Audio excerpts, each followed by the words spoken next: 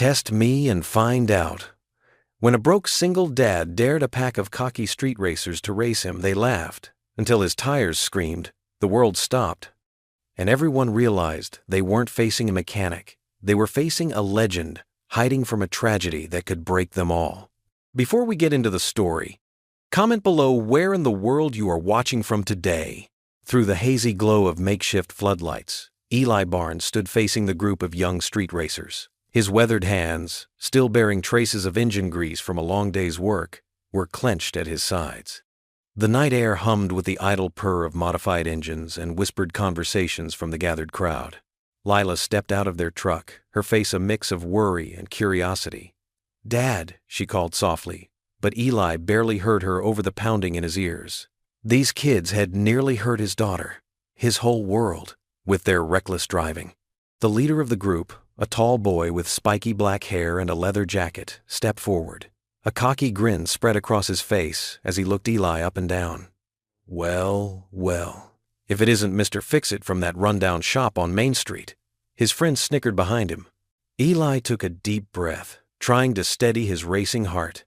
The familiar scent of burning rubber and hot metal brought back memories he'd spent years trying to forget. But seeing these boys, so sure of themselves, so dangerous in their ignorance, it awakened something in him. "You boys think speed is all that matters?" Eli's voice carried across the makeshift racetrack, quiet but firm. "You think doing 60 through residential streets makes you skilled drivers?" The leader's smile faltered slightly. "Listen, old man, we know what we're doing. Why don't you go back to changing oil and leave the real driving to us?" A murmur rippled through the crowd. Some pulled out their phones, sensing drama in the making. Lila watched her father, recognizing the change in his stance, something she'd never seen before. "Tyler Jenkins," Eli said, surprising the spiky-haired boy with the use of his name. "I've fixed your dad's Camaro 3 times this year. Good car. Shame you don't know how to handle it properly." Tyler's face reddened. "Oh yeah? And I suppose you do?" Eli's eyes swept over the modified streetcar. "That's a 2020 Camaro SS. Custom exhaust, lowered suspension, probably pushing close to 500 horsepower. But your tire pressure's off, and that alignment needs work. You're fighting the car instead of working with it." The crowd grew quieter. Tyler shifted uncomfortably, thrown off by Eli's detailed assessment. "How about this?" Tyler finally said, dangling his keys. "Since you know so much, why don't you show us how it's done? 1 lap around Maple Loop. Unless you're scared?" Lila stepped closer to her father.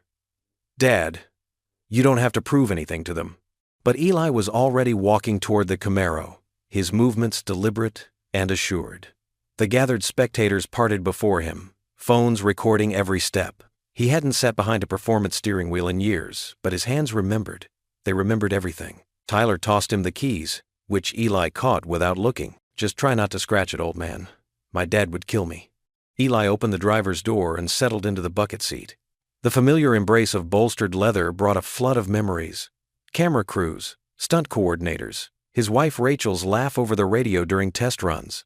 He closed his eyes for a moment, gripping the steering wheel. "Dad?" Lila's voice came through the open window. When he looked at her, she saw something in his eyes, a spark of the man he used to be, before grief and guilt had dimmed his spirit. "It's okay, sweetheart," he said softly. "Sometimes a lesson needs to be taught." The engine roared to life under his touch. Eli took a moment to feel the car's vibrations, reading its personality through the seat and steering wheel like a language he'd never quite forgotten. He adjusted the mirrors, checked the gauges, and rolled his shoulders. Tyler leaned into the window. "1 lap. Show us what you've got, mechanic." Eli nodded, his face calm. The crowd backed away from the car, phones held high. In the rearview mirror, he could see Lila standing with her hands clasped together, watching intently. The Maple Street loop stretched before him, a 1/4-mile circuit of abandoned industrial park roads. Eli knew every crack in the pavement, every treacherous corner. He'd repaired enough cars that had failed to navigate them properly. He eased the Camaro to the starting line, where a girl in a crop top held up her arms to signal the start. The engine's rumble deepened as he gave it a gentle rev, testing the throttle response. Despite years away from professional driving, his body remembered every detail. The weight transfer through corners, the perfect balance of brake and accelerator, the smooth rhythm of gear changes. The girl's arms dropped. Eli's left foot released the clutch as his right foot pressed the accelerator, launching the Camaro forward with precision. The sudden acceleration pushed him back into the seat, but his hands remained steady on the wheel. The first corner approached rapidly. Instead of the dramatic sliding turn the crowd expected, Eli carved a perfect racing line through the bend. The Camaro responded to his subtle inputs like a dance partner, settling into the corner with grace rather than drama.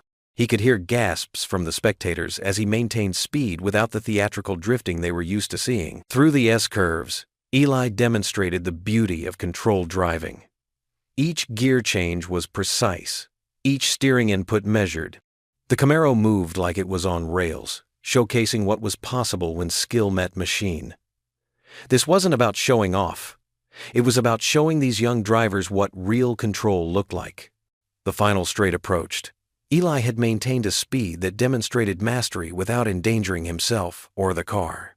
As he braked smoothly for the finish line, he could see the stunned faces of the street racers in the growing crowd. The Camaro came to a perfect stop exactly where it had started, not a tire out of place. The silence that followed was broken only by the tick of cooling metal and the soft idle of the engine. Eli switched off the ignition and stepped out, keys in hand.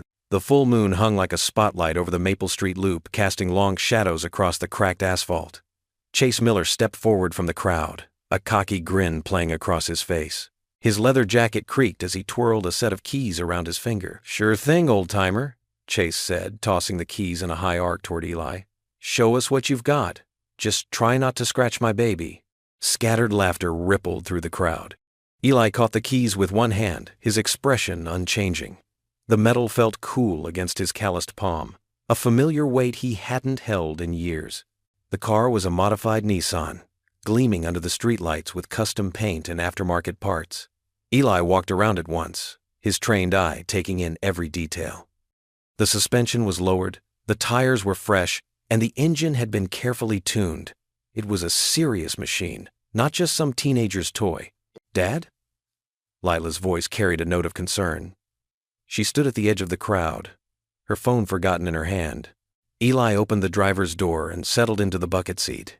The interior smelled of leather, cleaner, and high-octane fuel. He adjusted the seat, wrapped his hands around the steering wheel at precisely 10 and 2, and took a deep breath. The key slid into the ignition. The engine roared to life, its deep rumble echoing off the surrounding buildings. Chase leaned into the window, still smirking. "Track's yours, Pops. Try not to have a heart attack." Eli didn't respond. He simply closed his eyes for a moment, letting the vibrations of the engine flow through him. When his eyes opened, something had changed in them. A spark of electricity that hadn't been there for years. The car rolled forward slowly at first, positioning itself at the start of the loop. The crowd parted, phones raised to record what they assumed would be an embarrassing display. Chase crossed his arms, waiting for the show. Eli's foot pressed down on the accelerator. The engine's growl turned into a scream. What happened next left the crowd speechless. The Nissan shot forward with surgical precision, its tires gripping the asphalt perfectly as Eli guided it into a controlled drift around the first turn. The back end swung out wide, but there was nothing chaotic about it. Every movement was calculated, every angle exact. He transitioned seamlessly into a figure-8 pattern, the car dancing between imaginary constraints that only Eli could see. The precision was beautiful, like a choreographed ballet performed with 2 tons of metal and horsepower. Phones dropped to sides, forgotten, as the spectators watched in stunned silence. Chase's smirk had vanished, replaced by open-mouthed amazement. Lila pressed her hands to her chest, her heart racing as she watched her father command the car with impossible skill. This wasn't the quiet mechanic who helped her with math homework. This was someone else entirely. Someone who moved with grace and confidence she'd never witnessed before. Eli wasn't finished.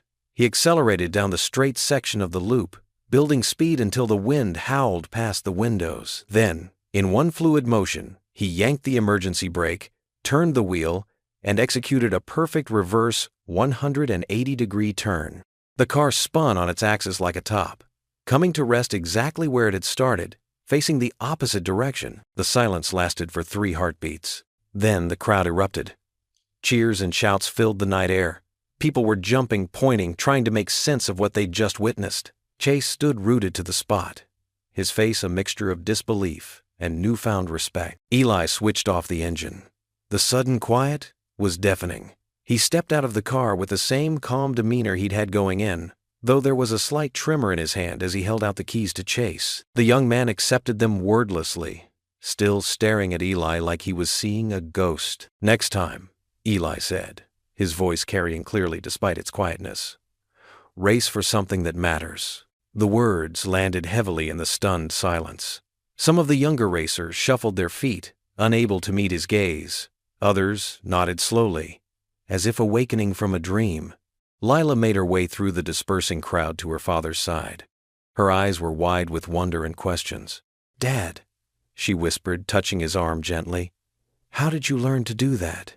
Eli's jaw tightened, and something flickered behind his eyes, something old and painful. His shoulders tensed beneath his work shirt, and for a moment he seemed to be looking at something far beyond the Maple Street loop. "A long time ago," he muttered, already turning away.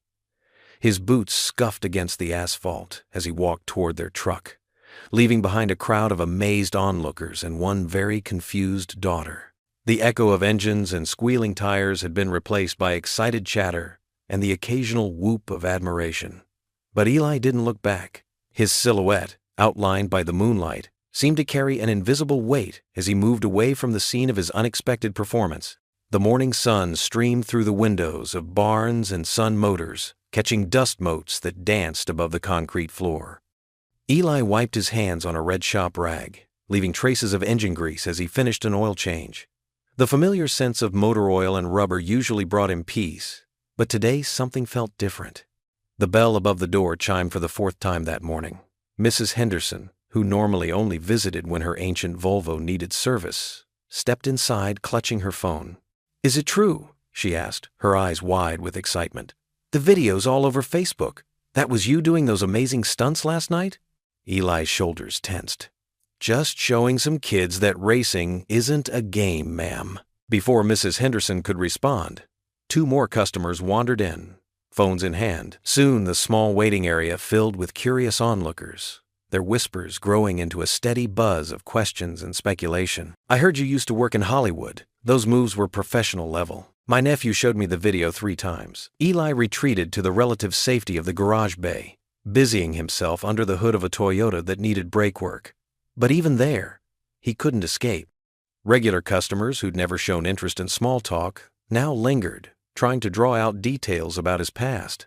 Around noon, the familiar figure of Pastor Glenn Hayes appeared in the doorway. His weathered face creased with concern as he watched Eli work. "Quite a crowd you're drawing these days," the pastor said quietly. Eli didn't look up from the engine. "It'll blow over." "Maybe."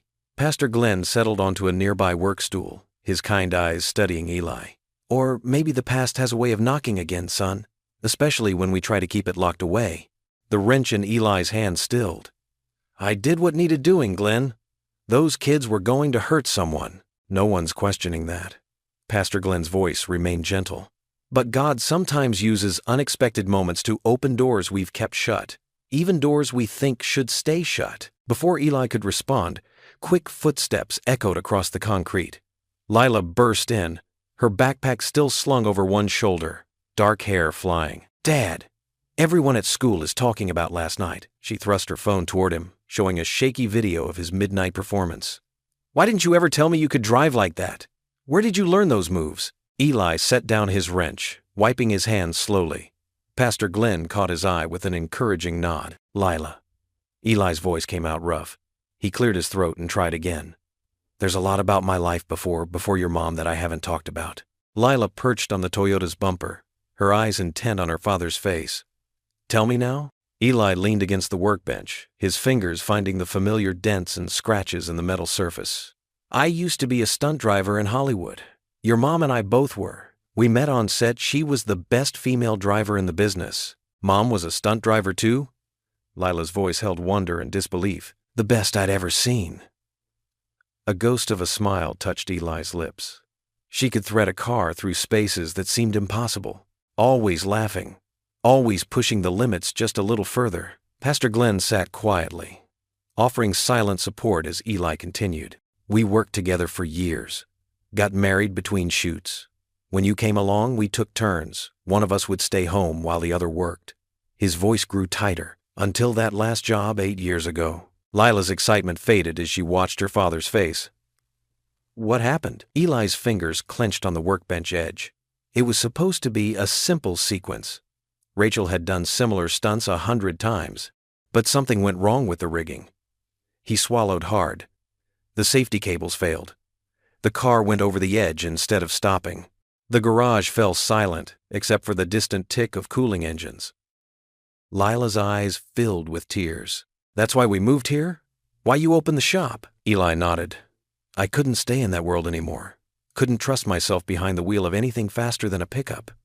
He met Pastor Glenn's steady gaze, figured if I kept things simple, stayed quiet, the past would just fade away. But it doesn't fade, does it? Pastor Glenn asked softly.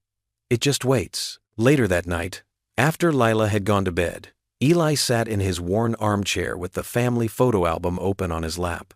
The leather cover was soft with age, the pages well thumbed. He traced Rachel's smile in their wedding photo, her dark hair flying in the wind, her signature red scarf around her neck as she leaned against their restored Mustang. The sound of engines disturbed the quiet night. Eli looked up as headlights swept across the living room walls. Outside, multiple cars pulled up, their engines revving in an unmistakable challenge. Eli set the album aside carefully and stood. Through the window, he could see the same street racers from the night before, their cars' modified exhausts breaking the peaceful evening. His jaw tightened as he walked to the door. Taking a deep breath, he stepped out onto the porch, not knowing what this new challenge would bring. The rumble of engines shattered the evening quiet as Eli stepped onto his front porch. Gravel crunched under tire treads as 3 modified cars pulled into his driveway, their headlights cutting through the darkness. His shoulders tensed, ready for trouble. Behind him, the screen door creaked as Lila peeked out. Chase Miller killed his engine first, emerging from a midnight blue Nissan, with none of yesterday's swagger. The other 2 drivers, a tall kid with red hair and a shorter one wearing a backwards cap, hung back by their cars, shuffling their feet. Mr. Barnes, Chase called out, his voice carrying none of its earlier mockery. Can we talk? Eli crossed his arms, saying nothing. The cicadas chirped in the background, filling the tense silence. Look, what you did last night. Chase ran a hand through his dark hair, clearly struggling for words. That was incredible. I've never seen anyone handle a car like that. If you're here to challenge me again, Eli started. No, sir. Chase cut in quickly. Actually, He glanced back at his friends, who nodded encouragingly. I want to learn. We all do. The right way, I mean. Eli's stern expression didn't change, but something flickered in his eyes. There's plenty of driving schools in Nashville, but they're not you. Chase took a step forward, his face earnest in the porch light. The way you controlled that drift, how you knew exactly when to countersteer, that's not something they teach in regular schools. The screen door squeaked again as Lila stepped fully outside. She moved to stand beside her father, her presence warm and supportive. Please, Mr. Barnes, Chase continued. We've been doing this all wrong, racing without real skills. Someone's going to get hurt eventually. He swallowed hard. Actually, we've had some close calls already. Eli's jaw tightened at those words, memories of screeching tires and twisted metal flashing through his mind. He felt Lila's hand slip into his. Dad, she said softly, just loud enough for him to hear. Maybe this is your second chance. He looked down at his daughter, seeing Rachel's wisdom in her eyes. The same gentle push to do what's right, even when it hurt. You don't understand what you're asking, Eli said, turning back to Chase. Real driving isn't about showing off or winning races. It's about control, discipline, responsibility. That's exactly what we want to learn, Chase insisted. The other 2 boys had drawn closer now, nodding in agreement. We'll do whatever you say. Follow any rules you set. Eli uncrossed his arms, studying the young men before him. He saw past their tough exteriors to something familiar, the same hunger for speed and skill he'd once had, just needing direction. One lesson, he said finally. Tomorrow after the shop closes, just to show you what real safety looks like. Chase's face lit up. Really? I mean, yes, sir. What time should we? 6 o'clock. Eli cut him off. Sharp, and I have conditions. He stepped down from the porch, his boots crunching on the gravel as he approached Chase. The young man stood straighter, meeting his gaze. First, Eli held up one finger. No more street racing. Period. Not until I say you're ready. If I say you're ready. Chase nodded seriously. Understood. Second, you show up on time. You listen. And you do exactly what I tell you. This isn't a game. Yes, sir. Third, Eli's voice softened slightly. You tell me the truth about these close calls you mentioned. All of them. I need to know what bad habits we're dealing with. Chase glanced at his friends, then back to Eli. We will. I promise. Eli extended his hand. Then we'll try one lesson. Chase grasped it firmly, shaking with newfound respect. Thank you, Mr. Barnes. We won't let you down. The other two boys came forward to shake hands as well, introducing themselves as Mike and Jason. As they turned to leave, Eli watched them pile into their cars with notably less bravado than when they'd arrived. Chase paused before getting into his Nissan. Mr. Barnes, what you said last night about racing for something that matters, I think I'm starting to understand. Eli nodded silently as the cars backed out of his driveway, their engines purring rather than roaring this time. The red taillights disappeared down the road, leaving only the gentle chorus of cicadas in their wake. Lila's arm slipped around his waist. You're doing the right thing, Dad. Maybe, he murmured, still staring after the cars. Or maybe I'm opening old wounds that should stay closed. Or maybe you're helping those boys avoid making the same mistakes that hurt you. She squeezed him gently. Mom would be proud. Eli's throat tightened at her words. He kissed the top of her head, grateful for her quiet strength. Together, they stood in the cool evening air, listening to the cicadas sing their ancient songs as the stars began to twinkle overhead. Dawn broke over the abandoned Oak Ridge airfield, painting the sky in soft shades of pink and gold. The cracked concrete runway stretched ahead like a giant gray ribbon, still bearing faded yellow markings from its days of active service. 4 cars lined up at the starting point, a mismatched collection of modified imports that gleamed under the rising Sunday. Chase Miller drummed his fingers nervously on his steering wheel, his usual confidence nowhere to be seen. Beside him, Tyler Wells sat perfectly still in his red Nissan, hands positioned exactly at 10 and 2. Marco and Jaden exchanged uncertain glances from their vehicles, waiting for instruction. Eli Barnes walked down the line, his work boots scuffing against the old runway. He carried a clipboard and wore his old racing jacket, the one that still had Barnes stitched in faded red letters across the back. The familiar weight of it felt both comforting and strange. First lesson, he announced, his voice carrying across the morning air. We're not here to race. We're here to learn control. He tapped Chase's hood with his clipboard. Pop the hood, all of you. The young men complied, and soon all 4 stood around Chase's engine bay as Eli pointed out various components. Your car isn't just a machine, he explained, gesturing to the intricate network of parts. It's a partner. You need to understand how it thinks, how it feels, how it responds. Tyler leaned in closer, his eyes sharp with interest. Like the tire pressure affecting handling? Eli nodded approvingly. Exactly. A few psi can mean the difference between control and chaos. He proceeded to demonstrate proper tire pressure checking, explaining how temperature changes affected performance. The morning progressed with basic exercises. Eli set up orange cones in a slalom pattern and had them practice smooth steering transitions. Gentle inputs, he called out as Chase muscled his way through the course. You're dancing with the car, not wrestling it. Marco spun out on his first attempt, sending loose gravel flying.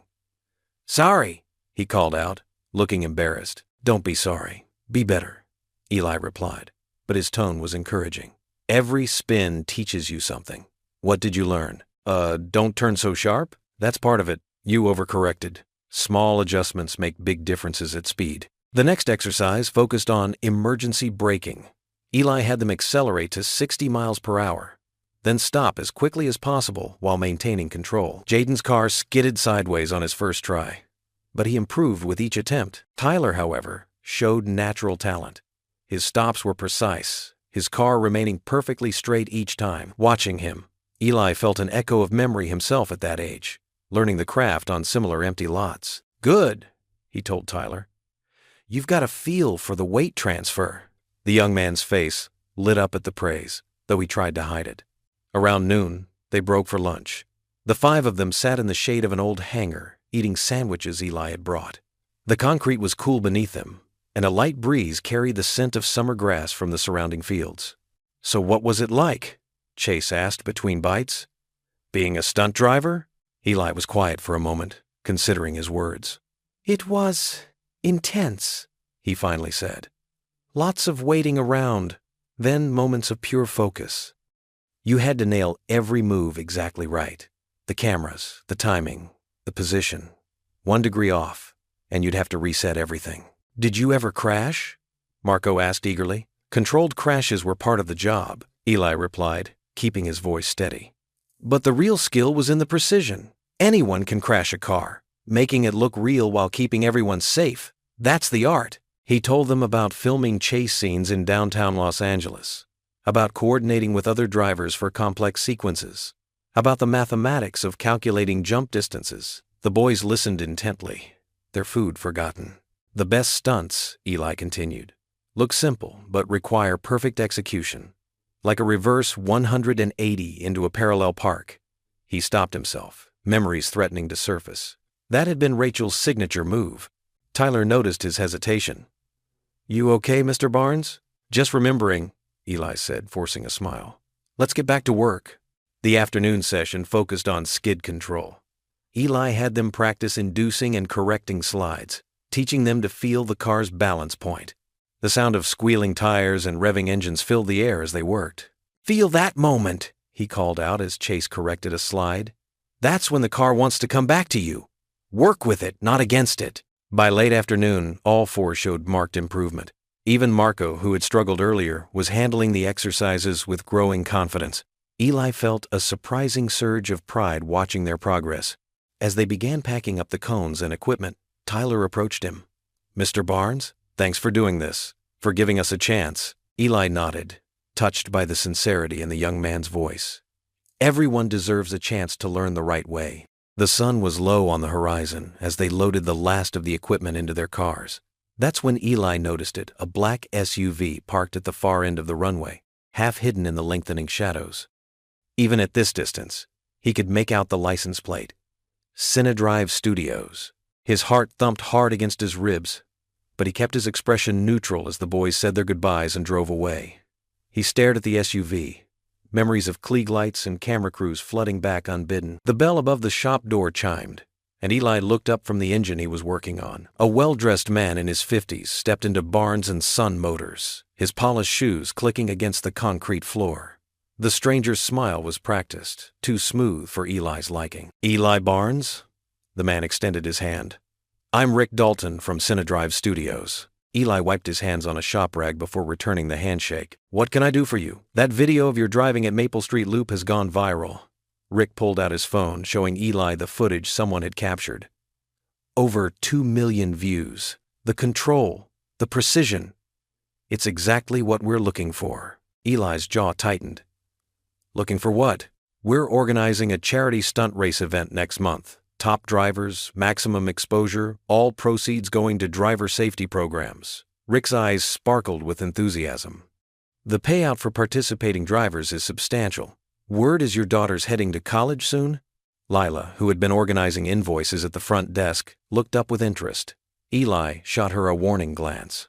"I don't do that anymore," Eli said firmly, turning back to the engine. Rick wasn't deterred. "Come on, Eli. One race, one day.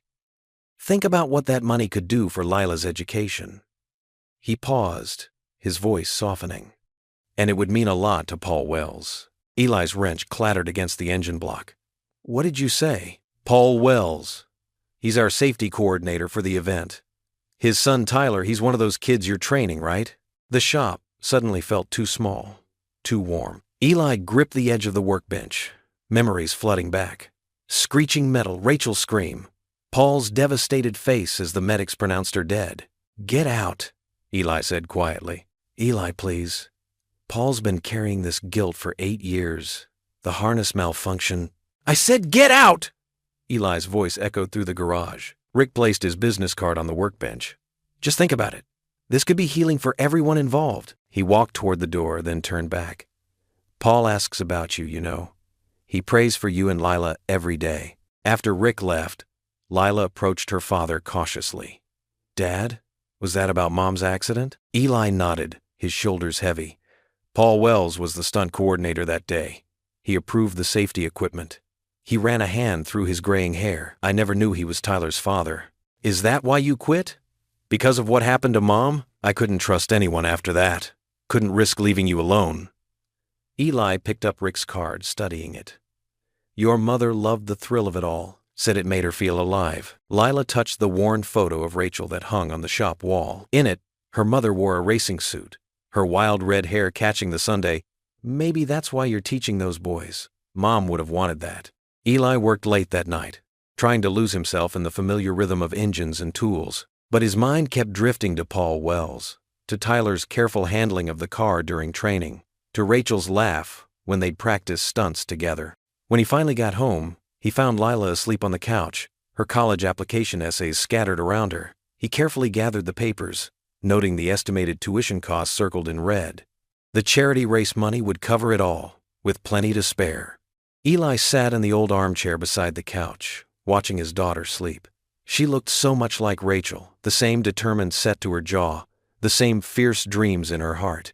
Lord, he whispered, his voice barely audible above the humming refrigerator. I don't know if I'm strong enough for this, but Rachel always said, you don't give us more than we can handle. He touched Lila's hair gently. Maybe it's time to stop running. Maybe it's time to forgive. The next morning, Eli called Rick Dalton. I'll do it, he said. But on one condition, I train the boys my way, and safety comes first. Absolutely, Rick agreed quickly. Paul will be thrilled. Eli hung up, his heart racing, but his mind clear. For the first time in 8 years, he felt like he was driving towards something instead of away from it. When he arrived at the garage, Lila was waiting.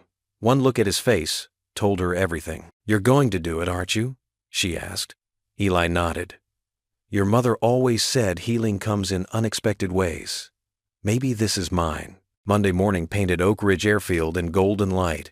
Eli Barnes pulled up in his pickup truck, tools rattling in the back. Behind him, Lila's compact car carried clipboards, stopwatches, and her smartphone for recording. The empty runway stretched before them, like a blank canvas. You sure about this, Dad?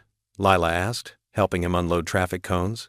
Her ponytail swung as she worked. No, Eli admitted with a slight smile. But sometimes being sure isn't what matters.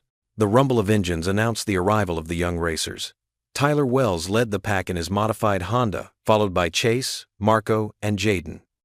Their cars looked different now, cleaned up, less flashy. They'd removed the garish spoilers and neon underlighting Eli had criticized. Morning, Mr. Barnes, Tyler called out, practically jumping from his car. His enthusiasm reminded Eli of himself at that age, hungry to learn, eager to prove himself. Eli laid out the day's plan while Lila set up her makeshift timing station. Today we focus on precision, he explained. Speed without control is just asking for trouble. The morning progressed with careful exercises. Eli demonstrated each maneuver first, explaining the physics behind every move. Tyler absorbed everything, his eyes tracking Eli's hands on the wheel, his feet on the pedals. See how the weight transfers? Eli explained as Tyler navigated a slalom course. Feel that moment when the car wants to push? That's when most drivers panic. But you need to work with it, not against it. Lila called out times and recorded each run. Tyler, you're shaving seconds off every pass, she announced. Her father noticed how her eyes lingered on Tyler's celebrations. During their lunch break, Chase asked about the silver Mustang they'd spotted under a cover in Eli's shop. The question made Eli's hands still around his sandwich. That was Rachel's car, he said quietly. My wife's. The young men fell silent, but Tyler leaned forward. Was she a driver too? Eli nodded, finding it easier to talk about her than he expected. One of the best. She could make a car dance. He pulled out his wallet and showed them a worn photo. Rachel standing next to the Mustang, her red scarf bright against the silver paint. She believed in pushing limits, Eli continued, but always with respect for the machine and the road. Said a good driver needs 3 things: skill, courage, and heart. Tyler studied the photo. Could we Maybe help you restore it? For the charity event? The offer caught Eli off guard. He looked at these young men, no longer just reckless street racers, but students eager to learn.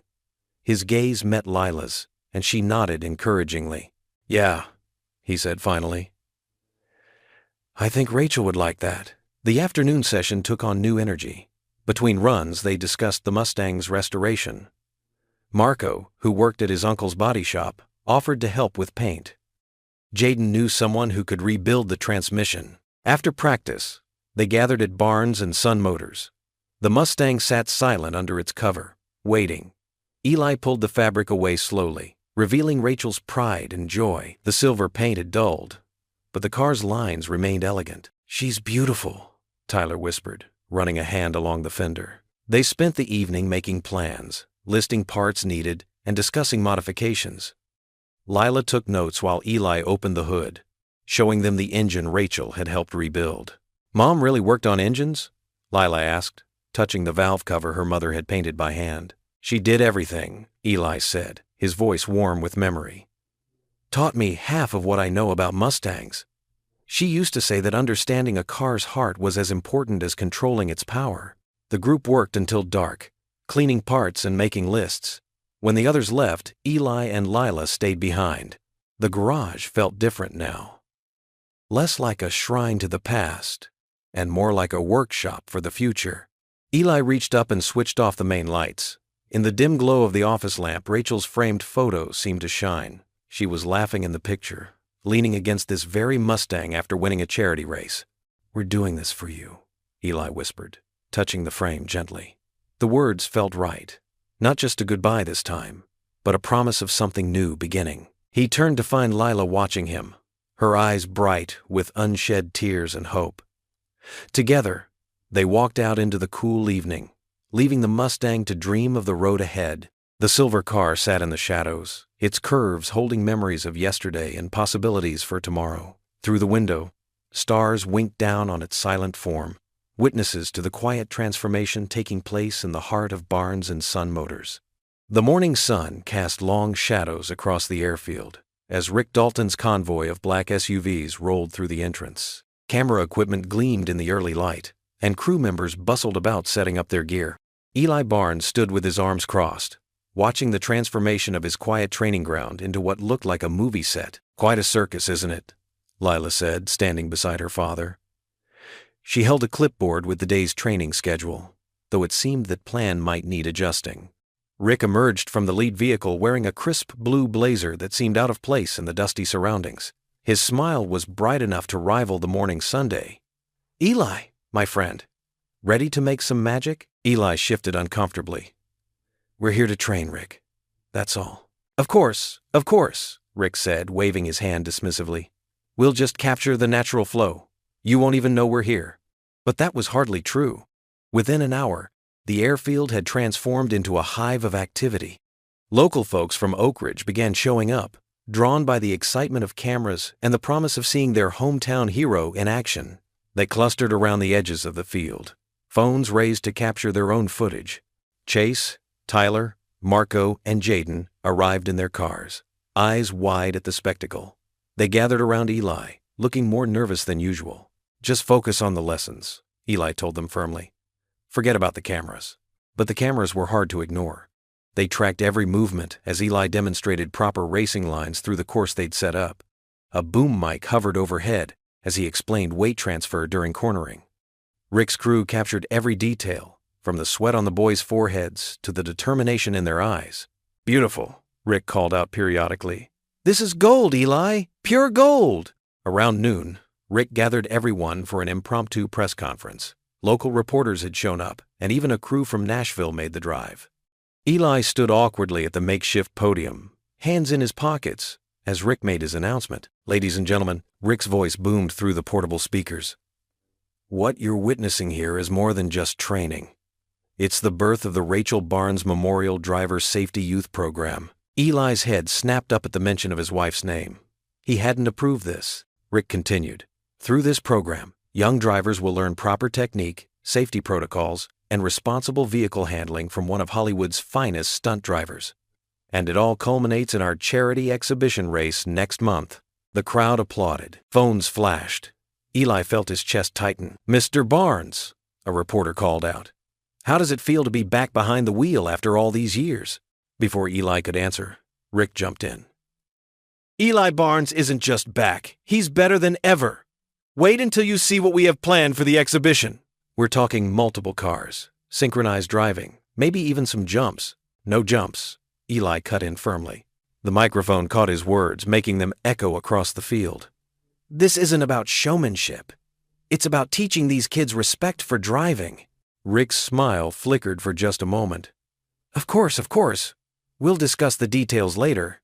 The afternoon continued with more filming. Eli noticed how Tyler seemed to shine under the camera's attention, executing perfect maneuvers with natural grace. The other boys improved too, though Chase still pushed too hard on the corners. Social media exploded with clips from the training. Number Ella Barnes' return started trending in Tennessee. Messages poured in from his old Hollywood colleagues. Local businesses offered sponsorships. "This is exactly what we needed," Rick said, showing Eli the online engagement numbers. "People love a comeback story, especially one with heart. Think about the difference we could make if we really amp up the entertainment value." "I said no stunts," Eli replied, his voice hard. "Come on, Eli. You can't expect people to donate just to watch some kids learn parallel parking. They want excitement, drama. They want a show," Eli finished. "That's not what this is about." Rick's friendly demeanor slipped slightly. "Everything's a show, Eli. You used to understand that. The bigger the spectacle, the more attention we get. More attention means more donations. Isn't that what matters?" Eli walked away without answering, heading toward where the boys were practicing their braking exercises. He spent the rest of the afternoon focused on teaching, trying to ignore the cameras that caught every moment. As the sun began to set, the crowd thinned out. The camera crews packed up their equipment, and Rick's convoy departed in a cloud of dust, promising to return soon. The silence that followed felt like a relief. Eli and Lila climbed into their truck for the drive home. The day's events hung heavy between them. After a few minutes of quiet, Lila spoke up. "Are you doing this for Mom or for you?"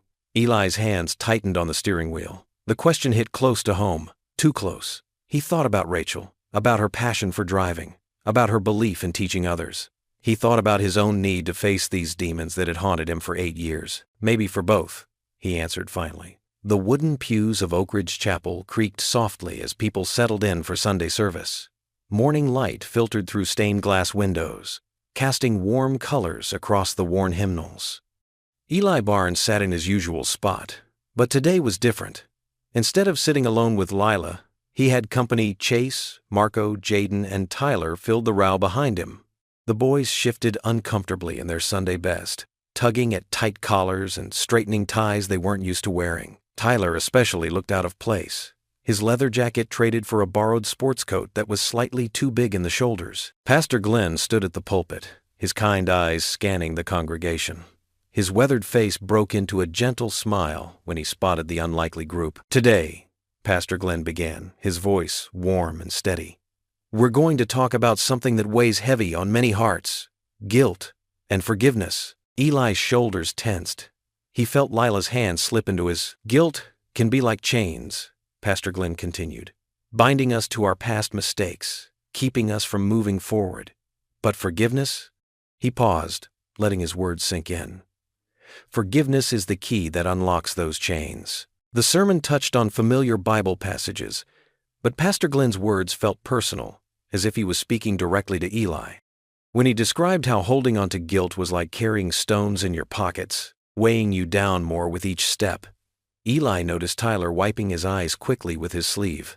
After the final hymn, most of the congregation filtered out to the fellowship hall for coffee and donuts, but Tyler hung back, hovering near the last pew. Eli recognized the look of someone needing to talk. "Everything okay?" Eli asked, keeping his voice low. Tyler glanced around to make sure they were alone. "My dad," he started, then stopped, swallowing hard. "He lives just outside town, on Cedar Road." Eli's heart skipped a beat. Paul Wells. The name brought back a flood of memories, the sound of screeching metal, Rachel's last smile before the stunt, the investigation that followed. He won't even see me anymore, Tyler continued, his voice cracking. Hasn't for years. Just sends money through my mom. Says he doesn't deserve. The young man's words trailed off. How long has it been? Eli asked gently. 3 years. Ever since. Tyler's hands clenched into fists. Ever since he found out I wanted to drive. Like him. Like you. The pain in Tyler's voice was raw, familiar. Eli saw in the young man's face the same hurt he'd been carrying himself for 8 years. Pastor Glenn talked about forgiveness, Tyler said quietly. But how can I forgive someone who won't even face me? Eli stood silent for a moment, Pastor Glenn's words echoing in his mind. The weight of those stones in his pockets felt heavier than ever. Give me the address, he said finally. An hour later, Eli's truck rolled down Cedar Road, gravel crunching under the tires. The houses here were small, set far back from the road. Paul's place was at the very end, a modest ranch house with peeling paint and overgrown grass. Eli sat in his truck for several minutes, engine idling. The last time he'd seen Paul Wells was at the investigation hearing. Paul had looked old then, defeated.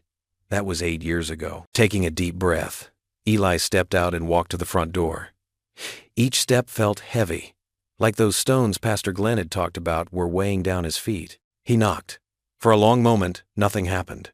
Then he heard movement inside, slow footsteps approaching the door. When it opened, Eli barely recognized Paul Wells. The man's hair had gone completely gray, his face deeply lined. His eyes widened in recognition, then filled with fear. Eli? Paul's voice was barely a whisper. We need to talk, Paul. Paul's hand gripped the door frame so hard his knuckles went white. I can't, he said, shaking his head. I'm sorry. I can't. Before Eli could say another word, the door closed firmly in his face. He stood there, listening to Paul's retreating footsteps, feeling the first drops of rain on his face. Back in his truck, Eli sat with both hands on the steering wheel, not moving. The rain picked up, drumming on the roof, running in rivers down the windshield. He switched on the wipers, watching them sweep back and forth, matching the rhythm of his heartbeat. Tears blurred his vision as he finally put the truck in drive. Left, right, left, right. The wipers kept their steady beat as he headed home. Each sweep seemed to whisper the word that had haunted both men for 8 years. Guilty, guilty, guilty. The rain grew heavier, matching the weight in his chest. Through the streaked windshield, the road ahead looked as unclear as the path to forgiveness. But something Pastor Glenn had said that morning stuck with him. Sometimes the hardest doors to open were the ones we'd locked ourselves. Eli drove on through the storm, the wipers marking time with his heartbeat. Each beat a reminder that healing, true healing, wouldn't come easy for any of them. Golden sunlight streamed through the kitchen windows of the Barnes household. The aroma of fresh coffee and bacon filled the air as Lila moved around the kitchen with quiet determination. She had woken up early, her mind buzzing with ideas that wouldn't let her sleep. Eli stumbled into the kitchen, his eyes still heavy with sleep. He stopped short at the sight of pancakes stacked high on a plate, bacon arranged in neat rows, and 2 glasses of orange juice waiting on the table. What's all this? He asked, running a hand through his disheveled hair. Lila beamed at him. Sit down, Dad. I've got something to tell you. Eli settled into his chair, watching his daughter with a mixture of curiosity and pride. She'd grown so much like Rachel, the same practical optimism, the same way of tackling problems head-on. I've been thinking, Lila said, sliding into the chair across from him. All these training sessions with the guys, they're great. But what about everyone else? The whole town's talking about safe driving now, but most people never get a chance to learn the right way. Eli took a sip of coffee, nodding slowly. Go on. What if we hosted a family test day? Open up the airfield. Let people bring their cars. Teach them basic safety skills. Her eyes sparkled with enthusiasm. We could make it fun, like a community picnic, but with driving lessons. Eli set down his coffee mug. Considering. The idea made sense. Practical. Helpful. A way to spread good beyond just the small group of former street racers. Could work, he said thoughtfully. We'd need some help organizing it, though. Already thought of that, Lila grinned. Chase's mom runs the church social committee, and Tyler said he'd help with setup. Even Pastor Glenn mentioned he could announce it during service. Within hours, word spread through Oak Ridge like wildfire. The Barnes Family Safety Day, they called it. People signed up eagerly, and by Saturday morning the airfield bustled with activity. Folding tables lined one side, loaded with homemade dishes and cool drinks. Cars of every make and model formed neat rows on the tarmac. Eli moved from group to group, demonstrating proper steering techniques, explaining the physics of sudden stops, showing parents how to teach their teenagers. The pride in people's faces when they mastered a new skill reminded him why he loved teaching in the first place. Tyler Wells proved especially helpful, working alongside Eli with natural patience and skill. During a quiet moment between lessons, the young man approached Eli near the water cooler. "Mr. Barnes?" Tyler's voice was soft, almost hesitant. "I wanted to thank you for everything." Eli wiped his brow with a bandana. "You're doing good work today, Tyler. You've got a real talent for teaching." Tyler shuffled his feet, emotion crossing his face. "It's more than that. These past few weeks, you're more of a dad to me than mine ever was." The words hit Eli like a physical blow. Pride and heartache tangled in his chest as he looked at this boy, so hungry for guidance, so wounded by his father's absence. Before he could respond, Tyler quickly moved away to help another family with their car. The day wound down as sunset painted the sky in deep oranges and purples. Families packed up their cars, calling out thanks and goodbye. Eli stayed behind to clean up, his mind still dwelling on Tyler's words. The screech of tires on gravel caught his attention. A familiar figure emerged from a beaten-up pickup truck. Paul Wells, Tyler's father. He walked toward the garage with hesitant steps, his shoulders hunched as if carrying an invisible weight. "Eli!" Paul's voice was rough with emotion. I've been wanting to talk to you." Eli's heart hammered in his chest. This was the man who had approved the faulty safety harness that killed Rachel. The man who had disappeared after the accident, leaving both their families broken. "Paul," Eli managed to keep his voice steady, "I saw the videos online. You teaching those kids, including my boy." Paul's eyes glistened. "You're doing what I should have done, what I was too ashamed to do." Before Eli could respond, the sharp click of expensive shoes on concrete cut through the moment. Rick Dalton strode into the garage, waving a stack of papers. "Eli, there you are. We need to finalize these contracts tonight. The sponsors are getting antsy." Rick's voice carried the false cheer of someone used to getting his way. Paul took a step back, melting into the shadows. Eli wanted to call out, to finish what they'd started, but Rick was already spreading papers across the workbench, talking about liability clauses and appearance fees. The scratching of Rick's pen filled the silence as Eli mechanically signed where indicated. Through the garage door, he watched Paul's truck pull away, taillights disappearing into the gathering darkness. Two worlds pulled at him, the glittering promise of redemption through the race, and the harder path of forgiveness that had just slipped away into the night. Rick gathered the signed contracts, chattering about publicity schedules and practice runs. But Eli barely heard him, his mind still fixed on the garage door where Paul had stood, on the weight of words left unspoken between them. The sun hadn't yet cleared the mountains when Eli Barnes pulled into the Maple Street Loop. His headlights cut through the lingering darkness, illuminating the empty bleachers where, in just a few hours, hundreds of spectators would gather. He parked his truck and sat for a moment, letting the engine idle. The familiar scent of motor oil and rubber filled his nostrils as he stepped out onto the asphalt. Dew had settled overnight, making the track glisten in the pale pre-dawn light. Eli walked the course slowly, examining every inch of pavement, every curve, and every potential hazard. His boots made soft, scuffing sounds against the ground. "Morning, Mr. Barnes." Tyler's voice broke through the quiet.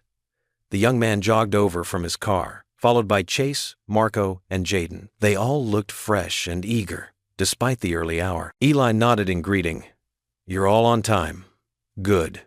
He gestured to their cars, lined up at the starting point. "Let's do our safety checks first." They worked methodically through their pre-drive routines.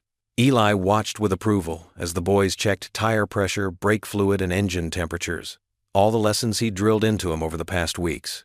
The sun crested the horizon just as the first spectators began trickling in. News of the rehearsal had spread through town like wildfire. Rick Dalton stood near the fence, clipboard in hand, talking into his phone. "All right," Eli called the group together. "I'll take the first run. Watch my lines, especially through turn 3. It's tighter than it looks." He slipped into the driver's seat of Rachel's restored Mustang, his hands fitting perfectly around the wheel. The engine roared to life, its sound echoing off the surrounding buildings. Eli took a deep breath, said a quick prayer, and eased onto the track. The car responded to his touch like an old friend. He started slow, demonstrating the proper racing line through each turn. Then, gradually, he increased his speed. The Mustang glided through the corners, each movement precise and controlled. There was no showboating, no unnecessary slides, just pure, technical driving. The growing crowd cheered as he completed his demonstration laps. Eli pulled back to the starting line, his heart beating steady and strong. This felt right, like coming home after a long journey. "Your turn," he told the boys. "One at a time. Remember what we practiced." Chase went first, then Marco, then Jaden. Each showed remarkable improvement from their street racing days. Their movements were more disciplined now, more purposeful. Tyler took his position last, revving his engine. Eli watched intently as the young man started his run. Tyler's skill was evident in the way he handled the first two turns, smooth and confident. But approaching turn 3, Eli saw it coming before it happened. Tyler carried too much speed into the corner, his car beginning to drift wide. "Countersteer," Eli shouted, his voice cutting through the engine noise. "Easy on the throttle." Tyler reacted instantly to the commands. His hands moved quickly but smoothly on the wheel, adjusting the car's angle.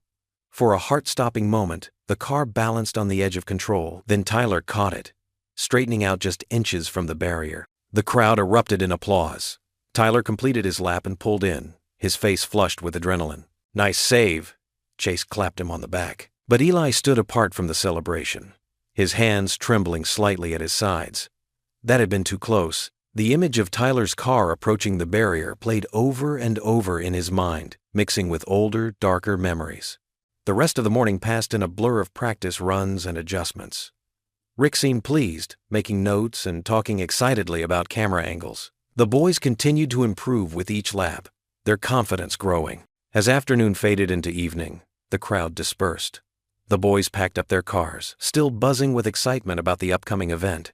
Eli watched them leave, one by one, until only he remained. The setting sun cast long shadows across the track. Eli climbed the empty bleachers and sat down heavily. Below him, tire marks scarred the asphalt, evidence of their day's work. One particular set caught his eye, curved like a question mark against the darkening pavement. He stared at that mark for a long time, barely noticing as the last light faded from the sky. It seemed to mock him, that question mark, reflecting all the uncertainty swirling in his heart. Was he really ready for this? Was he doing the right thing by these boys? By Rachel's memory? The metal bleacher felt cold beneath him as darkness settled over the empty track. That curved line on the pavement held no answers, only questions, questions that would have to wait for another day. The morning sun bathed Maple Street in golden light as Eli Barnes pulled into the makeshift pit area. The once quiet street had transformed overnight into a festival of speed and community spirit. Food trucks lined the outer edge, their grills already sizzling with breakfast offerings. Red and white banners fluttered in the gentle Tennessee breeze, and a massive sign stretched across the starting line proclaimed "Drive Safe for Tomorrow" in bold letters. Eli watched as volunteers guided early arrivals to their parking spots, the sweet scent of funnel cakes mixed with the sharp tang of coffee and motor oil. His hands were steady on the wheel, but his heart thumped with a familiar rhythm, part excitement, part fear. "Look at all these people!" Lila exclaimed from the passenger seat, her eyes wide with wonder. She had tied her dark hair back in a neat ponytail, and something caught Eli's eye, a familiar flash of color at her wrist. He chose not to mention it yet. They parked behind the prep area where Chase, Marco, and Jaden were already checking their cars. Tyler stood slightly apart, methodically going through his pre-race checklist just as Eli had taught him. The young man's focus reminded Eli so much of himself at that age that it made his chest tight. "Morning, everyone," Eli called out, his voice carrying across the growing crowd noise. The boys responded with waves and nods, their usual bravado tempered by the significance of the day. Rick Dalton from Cinedrive Studios bustled over, clipboard in hand and headset dangling around his neck. "Eli, the camera crews are all set. We've got 3 angles on the track and let's focus on safety first. Eli cut in firmly. I want to do one more track walk with the team. As they gathered for the walk, Eli noticed movement at the edge of the growing crowd. A figure stood partially hidden behind the bleachers. Paul Wells, Tyler's father, watching from a distance. Their eyes met briefly before Paul looked away, shoulders hunched with the weight of old guilt. The morning progressed quickly, the bleachers filled with excited spectators, and the air hummed with anticipation. Local news crews interviewed Rick about the charity event, while Pastor Glenn led a brief prayer for safety. Eli used this quiet moment to gather his team. Remember what we practiced, he said, looking each young driver in the eye. This isn't about being the fastest. It's about showing everyone that speed and safety can go hand in hand. Tyler nodded solemnly. We won't let you down, Mr. Barnes. Lila helped her father with his racing suit, the same one he'd worn years ago, now cleaned and pressed for the occasion. As she zipped it up, he finally got a clear look at what she'd tied around her wrist. Rachel's favorite silk scarf, its blue and silver pattern still vibrant after all these years. Mom would have loved this, Lila said softly, smoothing the collar of his suit. Eli's throat tightened. Yes, she would have. The cars lined up at the starting position. 5 vehicles gleaming in the late morning Sunday. Eli's restored Mustang took the lead position, with Tyler's midnight blue Charger right behind him. The other 3 cars fell into formation, their engines purring with barely contained power. Rick's voice boomed over the PA system, introducing each driver and explaining the event's purpose.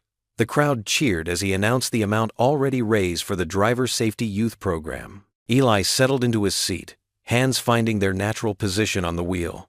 Through his window, he could see Lila standing with the pit crew, Rachel's scarf catching the breeze. Something settled in his heart. A moment of pure peace he hadn't felt in years. The starting flag dropped. 5 engines roared to life, and the race began. Eli led the pack through the first turn, demonstrating the perfect racing line they'd practiced so many times.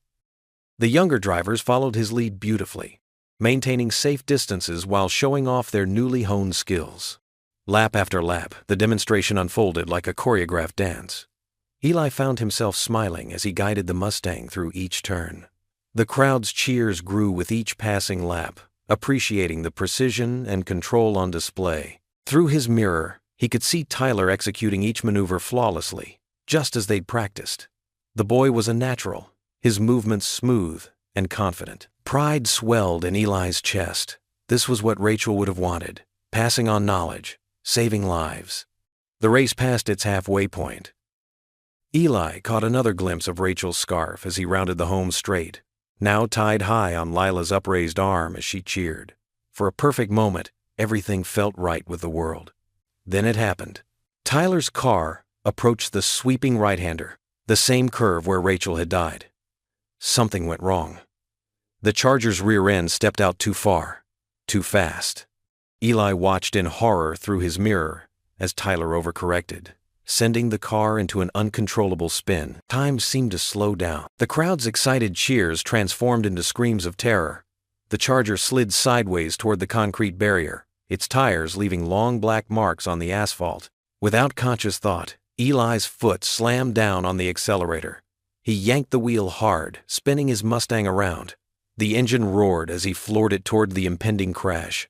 His mind focused on one thought. Not again. Not today. Through his windshield, he could see Tyler fighting for control, but the Charger was beyond saving. The concrete barrier rushed closer. Eli pushed his car harder, knowing every fraction of a second counted. The sound of screeching tires filled the air as Tyler's car careened toward disaster. Metal screamed against concrete as Tyler's car spun wildly, smoke billowing from its tires. The sickening crunch of impact echoed across the suddenly silent crowd. Eli's heart stopped.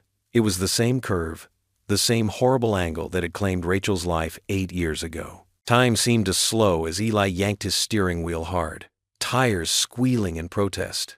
His fingers moved on instinct, muscle memory taking over as he executed a perfect handbrake turn.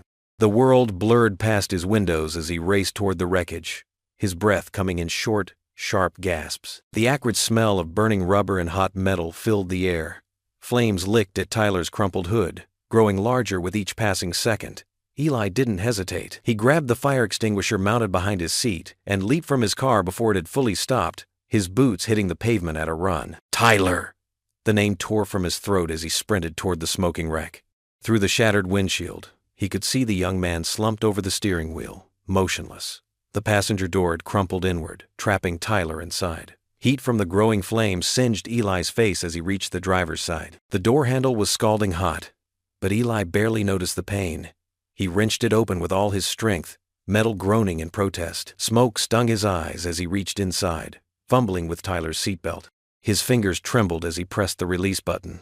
Memories of another crash, another rescue attempt, threatening to overwhelm him. Not this time, he muttered through clenched teeth. Not again. The belt finally clicked free.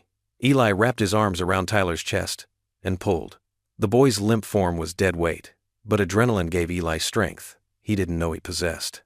He dragged Tyler clear of the wreckage, his shoes scraping against asphalt as he backpedaled as quickly as possible. They had barely made it 10 feet when the car erupted in flames. The heat blast knocked them both to the ground, Eli instinctively curling his body around Tyler to shield him. The fire roared hungrily, devouring what remained of the vehicle. Sirens wailed in the distance, growing closer. Eli's hands shook as he checked Tyler's pulse. It was there, steady, but weak. The boy's face was pale, a thin line of blood trickling from his hairline. "Stay with me, kid," Eli whispered hoarsely. "Just stay with me." The crowd surged forward, their shocked silence giving way to worried murmurs and shouts. Paramedics pushed through the mass of people, their equipment rattling. Eli found himself being gently but firmly moved aside as they went to work, checking Tyler's vitals and securing his neck in a brace. The world started spinning. Eli stumbled backward until his legs hit the guardrail, and he slid down to sit on the pavement. His chest felt too tight, each breath a struggle. The smell of smoke and burning rubber brought back memories he'd fought for years to suppress. Rachel's crash, the helplessness, the loss. Camera flashes exploded around him as reporters pressed closer, their questions becoming a blur of noise. Rick Dalton's voice cut through the chaos, directing his camera crew to capture every moment of the drama. "Get his reaction," Rick called out. "This is gold." Something snapped inside Eli. He surged to his feet, shoving the nearest camera away with enough force to make the operator stumble backward. "This isn't a show," he snarled, his voice raw with emotion. "That's a kid's life you're treating like entertainment." His hands were trembling, but not from fear now, from rage and disgust. Rick's face paled slightly, but he kept filming. "Eli, the people need to see." "The people need to leave him alone." Eli's words cracked like a whip. He turned to the gathered reporters, his eyes blazing. "All of you, back off, now." The authority in his voice made them step back, creating space around the paramedics as they carefully loaded Tyler onto a stretcher. Eli watched, his anger draining away to be replaced by a crushing wave of guilt. He should have known better, should have seen the signs, should have prevented this. The ambulance doors slammed shut, sirens wailing as it pulled away. Eli stood rooted to the spot, staring at the still smoking wreckage of Tyler's car. Pastor Glenn appeared at his side, placing a steady hand on his shoulder. "Go," the pastor said softly. "I'll handle things here." Eli nodded numbly, his keys somehow in his hand, though he didn't remember reaching for them. The drive to the hospital passed in a blur of streetlights and racing thoughts. He found himself in the waiting room, not quite sure how he'd gotten there, slumped in an uncomfortable plastic chair as the hours crawled by. Lila arrived with coffee he couldn't drink. Paul Wells showed up, his face ashen, and sat across the room, neither man able to look at the other. The tension was thick enough to cut with a knife until finally, mercifully, a doctor appeared in blue scrubs. "He's going to make it," the doctor announced, and the collective release of held breath was audible. "Some bruised ribs, a mild concussion, and he'll be sore for weeks. But he's stable and alert." Eli closed his eyes, his lips moving in a silent prayer of thanks. When he opened them again, they remained hollow, haunted. He saw the concerned looks from Lila and Pastor Glenn, but he couldn't meet their gaze. The guilt sat heavy in his chest, a familiar weight he'd carried for 8 years that now felt even heavier. Tyler was alive, but it had been too close, far too close. And in Eli's mind, There was only one person to blame: himself. He should never have agreed to the race, never put these kids at risk, never thought he could outrun his past by facing it head-on. The same curve that had taken Rachel had nearly claimed another life, and it was his fault for tempting fate again. The Barnes and Son Motors garage stood empty and cold, a closed until further notice sign hanging crookedly on the front door. Tools lay scattered where Eli had dropped them days ago, gathering dust like forgotten memories. The morning sun tried to peek through the grimy windows, but the darkness inside seemed to swallow any light that dared enter. Lila pushed open the side door, balancing a paper bag in one arm. The smell of fresh coffee and warm cinnamon rolls wafted through the stale air. Her footsteps echoed in the unusual quiet. No whirring of power tools, no classic rock playing from the old radio, no cheerful greetings from her father to customers. "Dad?" she called out softly. She found him sitting in his office, staring at nothing. Dark circles rimmed his eyes, his normally neat work shirt wrinkled from sleeping in his chair. Coffee cups from previous days cluttered his desk, most still half full and cold. "I brought breakfast," Lila said, trying to sound cheerful. "Mrs. Jensen made your favorite rolls." She pulled out the pastries, still warm from the oven, and set them in front of him. The sweet scent filled the small office, but Eli didn't move. "You need to eat something," she insisted, pushing the food closer. Eli's eyes remained fixed on the wall, seeing something far beyond it. In his mind, the crash played over and over like a cruel movie he couldn't stop. The screech of tires, the horrible crunch of metal, Tyler's car spinning out of control, flames licking at its edges. The same curve, the same terrible angle, just like Rachel. His hands trembled as he reached for a coffee cup, knocking it over. Dark liquid spread across his desk, seeping into scattered papers. Lila grabbed some shop rags to mop up the spill, but Eli didn't seem to notice. "It's my fault," he mumbled, his voice hoarse from disuse. "I pushed them too hard. I should have known better." "Dad, stop," Lila said firmly. "Tyler's alive because of you. The doctor said he'll make a full recovery." The sharp ring of Eli's phone cut through the tension. Rick Dalton's name flashed on the screen, the 5th time he'd called that morning. Eli stared at it like it was a snake, ready to strike. "You should answer it," Lila suggested gently. "People want to know you're okay." Eli grabbed the phone, his jaw clenched tight. "There's nothing to say," he growled, then hurled the device against the wall. It shattered, pieces scattering across the floor like his broken dreams. Lila flinched but stood her ground. "This isn't helping anyone," she said, her voice catching. "You're doing exactly what you did after Mom died. Hiding away, punishing yourself." She moved closer, placing her hand on his shoulder. "Don't let the past win again, Dad. Please." Her words hung in the air between them, heavy with truth and pain. Eli's shoulders slumped, but he couldn't find his voice. The weight of 2 tragedies pressed down on him, threatening to crush what little strength he had left. Lila waited for a response, but her father remained frozen in his chair, lost in the maze of his guilt. Eventually, she gathered the untouched breakfast and quietly left, wiping tears from her cheeks. The day dragged on, shadows growing longer as storm clouds gathered outside. Thunder rumbled in the distance, a low warning of the approaching storm. Eli barely noticed when darkness fell, sitting motionless as rain began to pound against the windows. Finally, he moved, his joints stiff from sitting so long. His feet carried him to the small shelf where Rachel's photo sat in a silver frame. Her smile beamed at him, full of life and love, captured forever in that moment, before everything changed. Lightning flashed outside, illuminating the garage in harsh white light. Eli's knees gave out, and he sank to the floor in front of the photo. His calloused fingers traced Rachel's face through the glass. "I failed you again," he whispered, his voice breaking. Another flash of lightning revealed his tears, glistening like broken glass on his weathered cheeks. The morning after the storm dawned gray and heavy. Inside his kitchen, Eli Barnes stared at his untouched coffee, watching the steam rise and fade like the dreams he'd lost twice now. The clock on the wall ticked away the silence, marking another day he should have been at the garage, another day he'd stay away. A knock at the door startled him. 3 soft, hesitant taps that barely carried through the house. Eli considered ignoring it, like he had ignored every other visitor this week. But something in the quiet patience of those knocks made him rise. He opened the door to find Paul Wells standing on his porch. The older man clutched a worn baseball cap in his hands, turning it nervously between weathered fingers. His shoulders hunched as if carrying an invisible weight, and his eyes, red-rimmed and shadowed, couldn't quite meet Eli's. "Can I come in?" Paul's voice cracked on the words. Eli's jaw tightened. Here was the man who had haunted his nightmares for 8 years. The man whose signature had put Rachel in that faulty harness.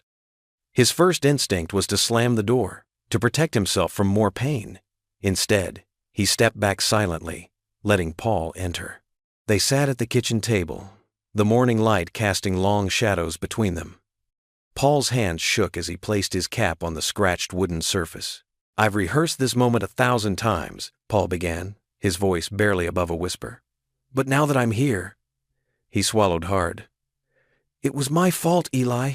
Rachel's death, it was my fault." Eli's hands gripped the edge of the table until his knuckles turned white. "What are you saying?" "The safety harness." Paul's words came out in a rush now, like a dam breaking. "I was the coordinator. I approved it. I missed the wear on the main strap." Too rushed, too confident too. His voice broke. "When it snapped, I knew. I knew right then what I'd done." Rage surged through Eli's body. He shot to his feet, the chair clattering behind him. "You knew? All this time, you knew exactly what happened." Paul didn't flinch from Eli's anger. If anything, he seemed to welcome it. "Every detail. Every night for 8 years. I've seen it happen again in my dreams. I resigned that day. Couldn't trust myself anymore. Couldn't face anyone, especially you. My wife died." Eli's voice thundered through the kitchen. "Rachel died because you couldn't take 5 more minutes to check a harness?" "Yes." Paul's simple admission cut through Eli's anger like a knife. "Yes, and I've carried that truth every day since." Eli's rage drained away, leaving only bone-deep exhaustion. He righted his chair with trembling hands and sank back down. "Why now? Why come tell me this now?" "Because of Tyler," Paul said softly. "When I saw you pull him from that wreck, you did what I couldn't 8 years ago. You saved someone, and I realized I couldn't hide from the truth anymore." The kitchen fell silent, except for the steady ticking of the clock. Minutes stretched into hours as the two men talked, about Rachel's smile, about the weight of guilt, about sleepless nights and prayers that seemed to go unanswered. Paul spoke of his divorce, how the guilt had poisoned his marriage, how he'd pushed Tyler away, unable to bear his son's innocent faith in him. Eli shared his own struggles, the nightmares, the fear that had kept him from living fully, the way he'd hidden his gifts out of pain. The afternoon sun was slanting through the windows when Eli finally reached across the table. His hand, calloused from years of working on engines, grasped Paul's shoulder. "We've both paid enough." Paul looked up, his eyes wet with tears. "How can you say that? How can you ever forgive?" "Because holding on to this pain is killing us both," Eli said quietly. "And Rachel would want us to live." Paul's shoulders began to shake. "I don't deserve." "It's not about deserving," Eli interrupted. "It's about grace." He surprised himself with the words, but as he spoke them, he knew they were true. "Will you pray with me?" Paul nodded, unable to speak. Together, they bowed their heads. Eli's voice, rough with emotion but steady with newfound purpose, filled the kitchen. "Lord, we come to you broken. Help us find the strength to forgive others and ourselves. Help us honor Rachel's memory, not with guilt, but with love. Amen." "Amen," Paul whispered. When Paul finally stood to leave, his step seemed lighter, as if some of his burden had lifted. At the door, he turned back. "Thank you," he said simply. Eli nodded, watching as Paul walked to his car. The storm clouds that had lingered for days were finally breaking apart, and a shaft of sunlight pierced through, touching everything with gold. Standing in his doorway, Eli felt something shift inside his heart. "Maybe this is forgiveness," he whispered to the quiet house. And for the first time in 8 years, the words didn't taste like betrayal. The morning sun struggled through lingering clouds as Eli Barnes unlocked the heavy padlock on his garage door. His hands trembled slightly, but his movements were deliberate and purposeful. The metal door rattled upward, revealing the familiar workspace that had sat empty for days. The air inside held the comforting scent of motor oil and rubber, smells that had always meant home to him. He flicked on the fluorescent lights, casting a harsh glow over the tools hanging on the walls and the empty service bays. The quiet felt different now, less oppressive than it had been during his self-imposed isolation. As he walked to the coffee maker in the corner office, the sound of cars approaching made him pause. Through the open door, he saw them coming: Chase's red Civic, Marco's modified Subaru, and Jaden's pickup truck. Last to arrive was Paul Wells' sedan, with Tyler in the passenger seat. The sight of the boy made Eli's throat tighten, but he squared his shoulders and walked out to meet them. Tyler emerged carefully from the car, balancing on his crutches. Despite the bandage on his forehead and the cast on his leg, he wore a tentative smile. "Hey, Mr. Barnes," he said softly. "Good to see you up, son," Eli replied, his voice rough with emotion. The others gathered around, shuffling their feet awkwardly until Chase broke the silence. "We thought maybe... well, we wanted to help fix up Mrs. Barnes's Mustang, if you'll let us." Eli looked at their earnest faces, these young men who'd become more than just students. His gaze settled on Paul Wells, who stood slightly apart, his expression hopeful but uncertain. "Could use the help," Eli said simply, and gestured toward the tarp-covered car in the corner. They worked together to pull off the heavy cover, revealing Rachel's silver Mustang. The damage from the charity race was evident: scraped paint, a crumpled fender, broken lights. But the bones were solid. Like him, Eli thought, it just needed healing. The sound of quick footsteps announced Lila's arrival. She carried several paper bags that smelled of breakfast biscuits. "Thought you guys might be hungry," she said, setting them down on a workbench. Her eyes sparkled with approval as she surveyed the scene. They settled into a rhythm as the morning wore on. Eli guided them through the repair process, showing the same patience he'd used during their driving lessons. Tyler couldn't do much physical work, but he sat nearby, offering suggestions and keeping track of parts. Word spread through town. By afternoon, more volunteers arrived. Pastor Glenn brought sandwiches and stayed to help sand down the repaired panels. Mrs. Martinez from the diner showed up with thermoses of coffee, and her grandson, who was good with electronics. Even Rick the producer came by, but this time without cameras, just a pair of working hands and a respectful nod to Eli.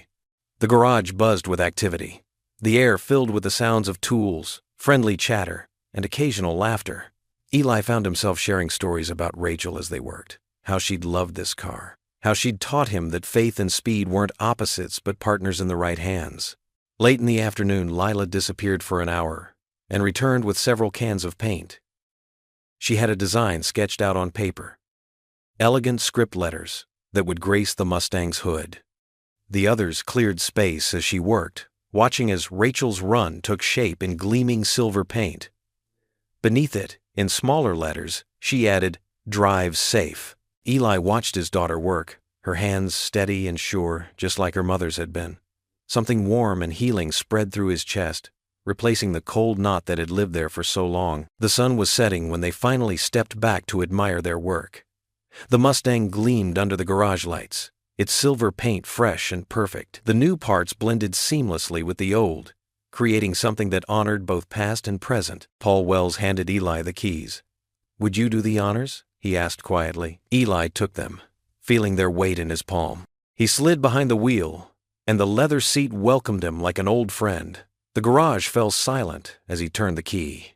The engine caught immediately, settling into a steady purr that filled the space with its powerful song. Through the windshield, Eli could see the gathered faces: his daughter, his students, his friends, his community, all the people who'd helped him find his way back. He looked up through the sunroof at the deepening evening sky, where the first stars were beginning to shine. The engine's vibration thrummed through him, strong and sure, like a heartbeat renewed. "We're ready to drive again," he murmured, and for the first time in years he truly believed it. The lights of Oak Ridge Stadium pierced the evening sky, casting a warm glow over the sea of faces that filled every seat. Under the bright illumination, Rachel's restored Mustang gleamed like polished silver, its fresh paint catching and reflecting the stadium lights in a dazzling display. The hood art, "Rachel's Run Drive Safe," stood out in bold, flowing script against the metallic finish. Eli Barnes stood beside the car, his weathered hands resting on its pristine surface. He wore his old racing jacket, cleaned and mended, the leather soft from years of wear. Around him, the entire town had gathered. Mechanics, teachers, shopkeepers, and families. Even the diner had closed early, Miss Betty handing out free coffee to everyone who came. In the front row, Tyler Wells sat between his parents, his crutches propped carefully against the bleachers.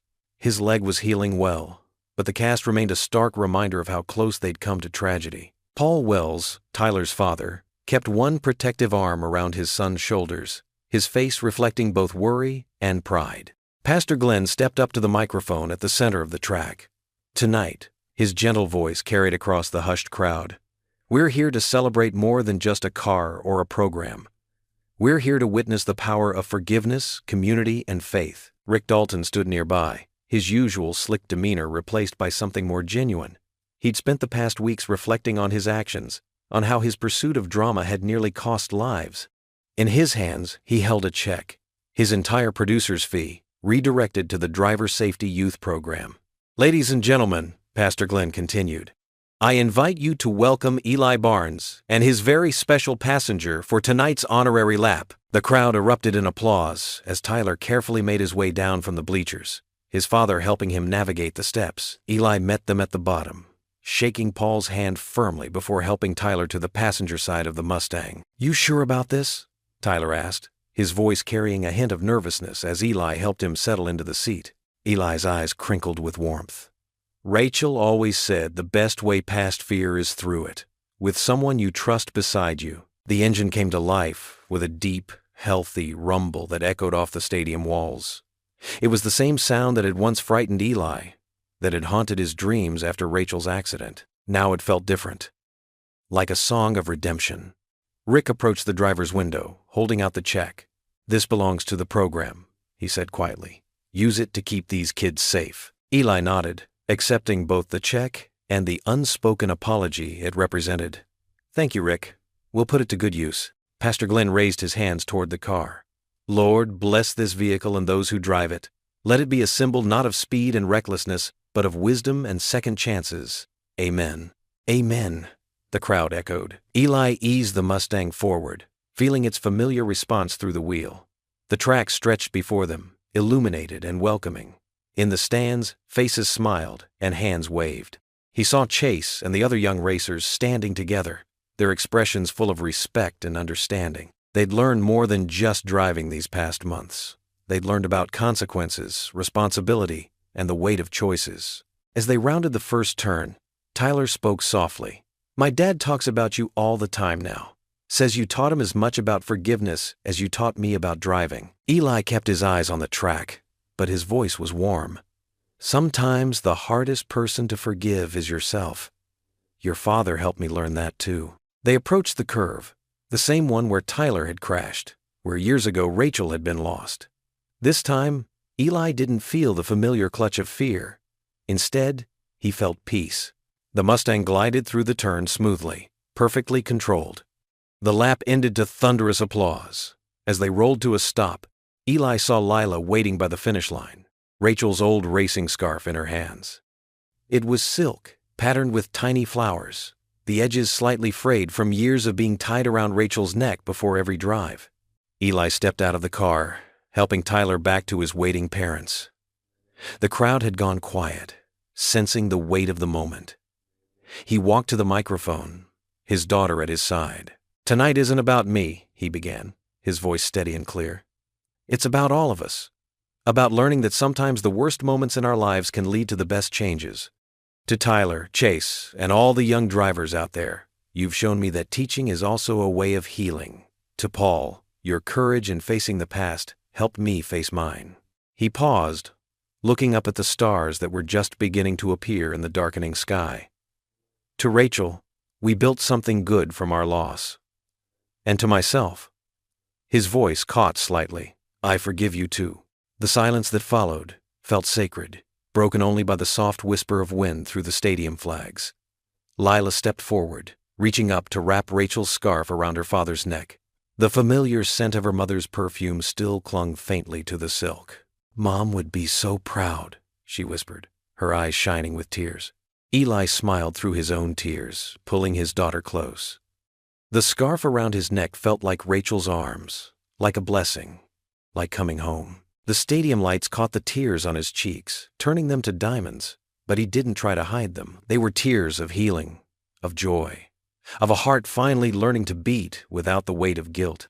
Around him, the community of Oak Ridge stood together, bearing witness to the moment when the past finally loosened its grip and allowed the future to begin. The stadium lights dimmed one by one as the last cars pulled away from the parking lot, their headlights cutting through the gathering dusk like fireflies seeking home. The celebrations had wound down slowly, reluctantly, as if the townspeople didn't want this perfect day to end. Now only the whisper of a warm Tennessee breeze remained, rustling through the ancient oak trees that bordered the racetrack and carrying with it the faint scent of motor oil and tire rubber, the lingering perfume of dreams fulfilled. Eli Barnes stood beside the gleaming Mustang, his weathered hand resting on its freshly painted hood. The car's deep blue finish reflected the first stars appearing overhead, each point of light a small miracle in the darkening sky. Rachel's scarf, still wrapped around his neck like a gentle reminder of love that transcends time, fluttered softly in the evening air. The silk had grown warm against his skin throughout the day, and now it felt like an embrace from heaven itself. "Ready to head home, Dad?" Lila asked, jingling the keys with the easy confidence of youth. Her face still glowed with the excitement of the day's events, and her eyes sparkled with pride that made Eli's heart swell. Eli smiled, the expression coming easier now than it had in years, and caught the keys as she tossed them his way with practiced aim. "Actually, I thought we might take the long way tonight." He paused, feeling the weight of the keys in his palm, not heavy with responsibility anymore, but light with possibility. "No hurry to get anywhere. Just drive." Together, they loaded the few remaining items from the event into the trunk with careful hand. A box of Rachel's Run t-shirts, their bright colors faded now in the dim light, but still carrying the warmth of every person who had worn them today. Some folding chairs that had hosted conversations about second chances and new beginnings. The commemorative plaque they'd received from the mayor, its brass surface already tarnishing slightly but precious beyond measure. Each item was a memory, a piece of the day that had changed everything. The Mustang's engine purred to life with a deep, throaty rumble that only a perfectly tuned V8 could produce. Its steady rhythm filled the empty stadium with a familiar comfort, like a lullaby sung by 8 cylinders in perfect harmony.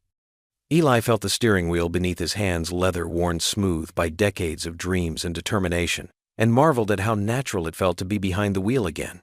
As they pulled onto the country road that wound through the heart of Tennessee farmland, the harsh glare of stadium lights gave way to the gentle glow of starlight. Street lamps became fewer and farther between, replaced by the soft silver illumination of a crescent moon hanging low in the purple sky. The dashboard cast a warm amber glow across their faces, highlighting the contentment that had settled over both father and daughter like a comfortable quilt. The classic car's restored leather seats creaked softly with each curve they took, a gentle percussion that spoke of craftsmanship and care.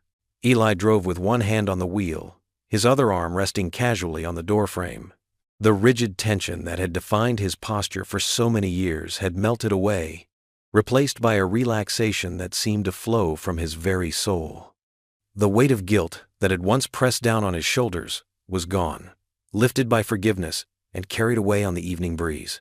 "You know," Lila said, breaking the comfortable silence that had wrapped around them like a warm embrace, "I got my acceptance letter from UT last week." Eli glanced at her, his eyes crinkling with pride and surprise. The University of Tennessee's logo flashed in his mind, orange and white, representing dreams about to unfold.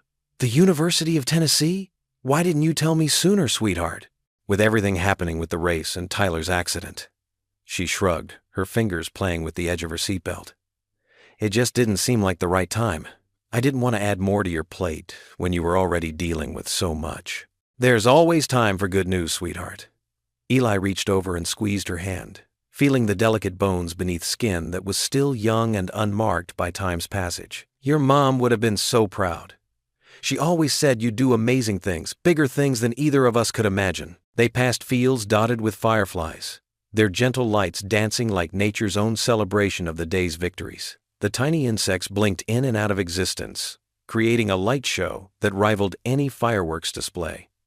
The sight reminded Eli of summer evenings years ago, when Rachel would insist on parking the car in meadows just like this one, rolling down all the windows and watching the fireflies dance, while old country songs played softly on the radio. "I've been thinking," Eli said, easing off the gas as they rounded a familiar bend marked by a weathered mailbox and a fence post where honeysuckle grew wild. The sweet scent drifted through the open windows, mixing with the night air. "The garage has been doing well, and after today's event, we've got more interest than ever in driver safety courses. Phone's been ringing all week." Lila turned to face him fully, her seatbelt stretching as she shifted. Her eyes were bright with curiosity and something else, hope, perhaps, or excitement about possibilities yet to be explored. "What are you planning, Dad? I can see those wheels turning." "Maybe it's time to expand, build a proper training center." He drummed his fingers on the steering wheel thoughtfully, feeling the subtle vibrations of the engine through the car's frame. "Give these kids a safe place to learn, to understand what it really means to respect the road. Not just the mechanics of driving, but the responsibility that comes with it. Like what you did with Chase and Tyler?" Her voice carried the warmth of understanding, of a daughter who had watched her father find his way back to himself. "Exactly." Eli nodded, his mind already sketching blueprints in the darkness ahead. "But bigger, more structured. We could work with the local schools, maybe partner with law enforcement for their driver education programs. Bring in guest speakers, people who understand what can happen when things go wrong." "Dad, that's perfect." Lila's enthusiasm filled the car like sunlight breaking through clouds. "We could call it Rachel's Racing Academy or something like that. Make it a place where her memory lives on, in every life that gets saved." "Barnes and daughter driver training," Eli suggested with a grin that felt like coming home after a long journey. They shared a laugh that echoed off the car's interior, warm and genuine and full of the kind of joy that can only come after sorrow has been transformed into purpose. The sound seemed to chase away the last shadows of the day, replacing them with the golden glow of dreams taking shape. The Mustang climbed a familiar hill, its engine working harder now but still purring with satisfaction. Eli slowed, then turned onto a gravel path that led to an overlook he knew by heart. Small stones pinged against the undercarriage, creating a rhythm that matched their heartbeats. The lights of Oak Ridge twinkled below like earthbound stars, each one representing a life, a story, a chance for something beautiful to unfold. "I remember this place," Lila said softly as they parked beneath the spreading branches of an old elm tree. "Mom used to bring me here for picnics when I was little. We'd spread out that old checkered blanket and eat peanut butter sandwiches while she told me stories about when you two were young." Eli turned off the engine but left the radio playing quietly, letting the gentle strains of a classic country ballad fill the space between words. "This is where I proposed to your mother. Right here in this car, actually." He patted the dashboard affectionately, his touch reverent and grateful. Though it wasn't quite as shiny back then. Had a dent in the fender and the paint was starting to fade, but she said yes anyway. Through the windshield, they could see the first hints of dawn touching the horizon, like watercolors bleeding into canvas. The sky was shifting from black to deep blue, with threads of purple and rose beginning to weave through the darkness. Stars that had blazed so brightly just hours before were now fading, making way for the sun's gentle return. "Dad?" Lila's voice was thoughtful, carrying the weight of questions that had been growing in her heart. "I've been wondering, what made you finally decide to forgive Mr. Wells after all these years of carrying that anger?" Eli was quiet for a moment, watching the stars fade as morning approached with infinite patience. A night bird called somewhere in the distance, its song lonely but somehow hopeful.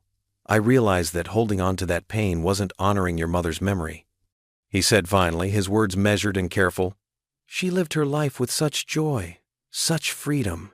Never let fear hold her back from anything she wanted to do." He touched the scarf around his neck, feeling the silk that had once graced her shoulders. The real tragedy would have been letting that accident steal not just her life, but the spirit she brought to everything she did, the love she poured into every day. Lila nodded, understanding flowing between them like a river finding its course. "Is that why you're different now? You seem lighter, Like you've been carrying something heavy for so long that you forgot what it felt like to stand up straight. Life's not about how fast you drive, Eli said, turning to look at his daughter, this remarkable young woman who had somehow grown wise while he wasn't paying attention. It's about what you learn on the road, the people you meet, the grace you find, the chances you take to make things better than they were. Lila smiled, the expression transforming her face with its radiance, and rested her head on his shoulder just as she used to do when she was small and the world seemed both enormous and perfectly safe. They sat in comfortable silence as the horizon began to glow with the promise of a new day, painting the sky in shades of hope and possibility. The Mustang's chrome caught the first rays of sunrise, throwing tiny rainbows across the dashboard like scattered jewels. In that moment, with his daughter beside him and Rachel's memory wrapped around them both like a warm embrace, Eli Barnes felt something he hadn't experienced in years: perfect peace. Not the peace that comes from avoiding life's challenges, but the deeper peace that flows from facing them with courage, meeting them with love, and trusting that every ending can become a new beginning.